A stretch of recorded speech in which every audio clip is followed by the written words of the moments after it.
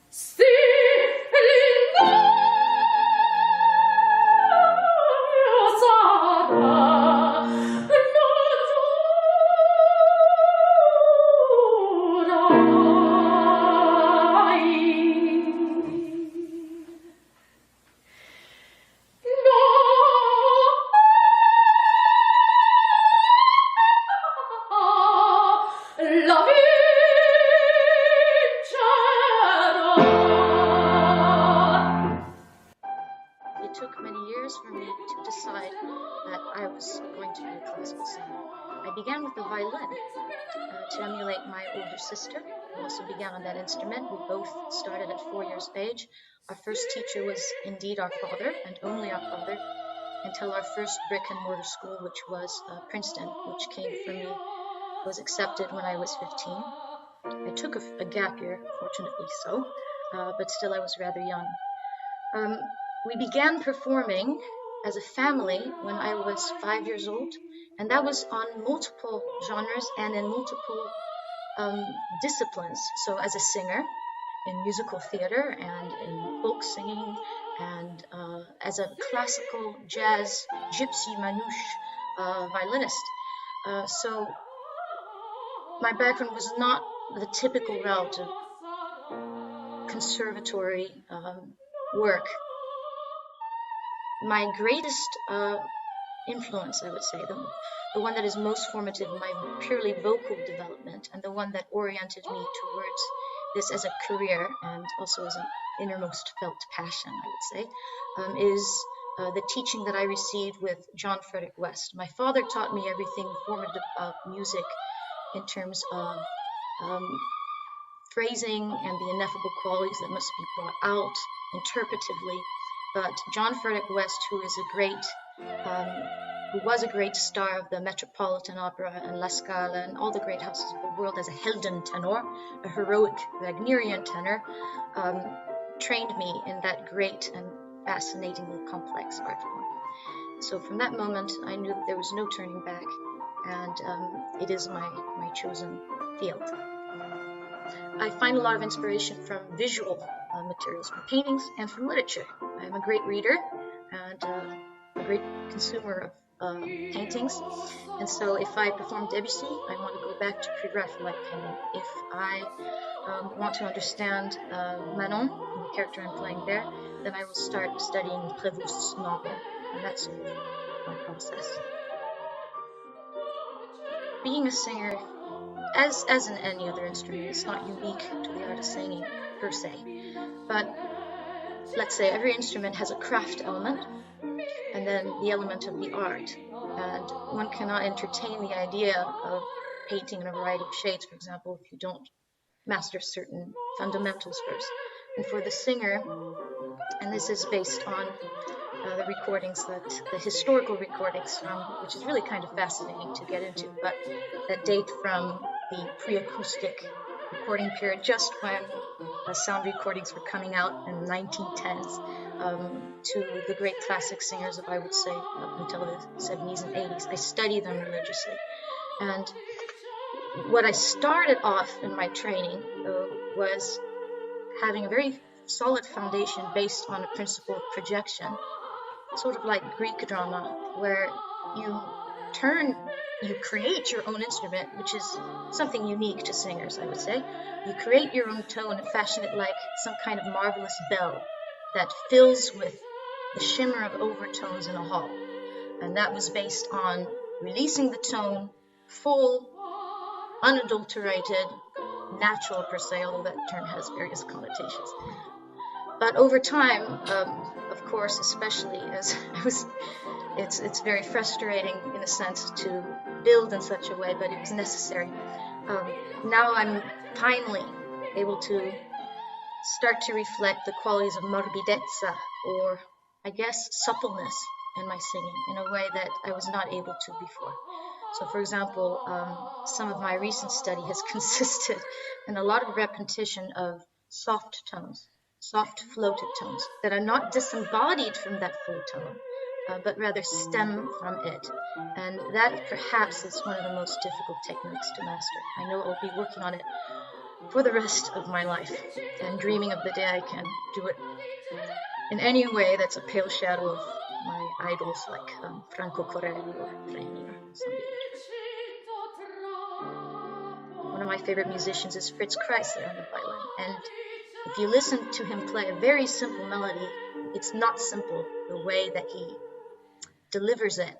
You see, it's in fact extraordinarily nuanced in every single measure, and that's something that I'm trying to attain vocally. Nobility and simplicity of presentation that is actually quite deceptive.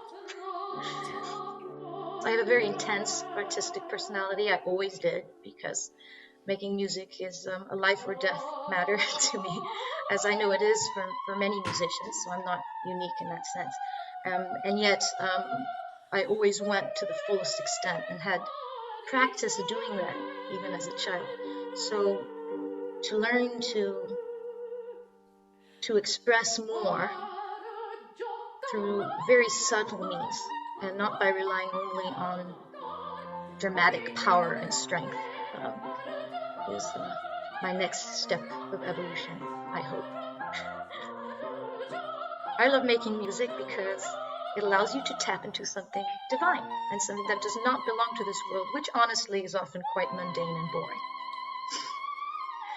That's my answer. I know that Chopin was a great proponent of this. He would tell his piano students, go out in nature and take a walk or read a book for heaven's sake. I have taken up cross-stitching, and I read quite extensively in French and English in order to stay connected to my native tongue. And I'm a mean cook, if I may say so myself. I sang En proie à la tristesse by Rossini from his opera Le Contori, which is just starting to make the rounds. It was a long neglected work and now starting to become more popular again. Fortunately, it's a terrifically funny story of a countess who is overwhelmed, grief-stricken. She doesn't know quite why, but in the second part of the aria, she expresses that it might be love sickness. She needs someone to love, and she does indeed find it at the end of the opera, which engenders a series of vocal fireworks. It is an endurance piece. I cut it from its original form, but it's a 15-minute set piece to the opera. And so simply to make it through alive in time for your E flat at the end is a challenge in and of itself. I'm most proud of the fact that I combined qualities of my instrument that were for a long time rather natural and innate, such as its flexibility and its facility for coloratura lines, with a nascent lyric quality. which I think you can hear in the first part of the opera, or at least I hope so.